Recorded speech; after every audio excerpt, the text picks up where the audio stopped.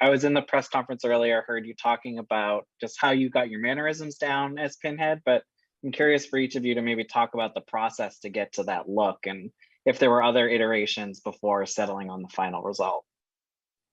Of the design or of the? Yeah, of the design, or you mean the whole get up for Yeah, I what you mean, well, finally see as Pinhead. yeah, Keith Thompson was our lead designer on the project, and we we had many iterations of the priest, as well as many of the other Cenobites. We had a lot of Cenobites that we weren't able to create as well, but we really ran with this idea of flesh is leather. I mean, what is leather meant to represent, and pushing the boundaries of body modification. It was something that felt very Hellraiser to us, and allowed us to get a new and exciting image, which for me, that's the spirit of Hellraiser, is to always advance design in unpredictable ways. And so we were hoping to stay true in that. And then when it came to, creating the character, Jamie Clayton worked very closely with Josh and Sierra Russell, who was our makeup effects team. And I'll let you talk on the suit, Jamie, because that's not an experience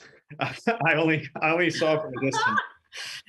So David and I had a lot of discussions, just about like the intentions behind what the priest, was doing, why she was doing it, what she was thinking, what she was feeling, the sort of the hunger, the desperation, the anger, all of those things, which helped me sort of mentally prepare for the place that I would get to. But then it was putting on the makeup and going through the works, with Josh and Sierra, and doing the makeup and getting the whole thing on. And once the neck went on, I mean, I was there, and as far as like it's like with the voice and the volume and the tone, and with like the sort of the stillness, and with the shoulders. I mean, I remember David and I had an entire conversation just about the shoulders and just about like how I would stand, and so there is this there's this stillness, like in the posture, and there's and all of that was from David and I, talking, and him telling me like what he wanted and ideas that he had, and then me sort of doing things, and then looking on the camera and then saying, oh my god, that's it, or oh my god, do that thing, or like,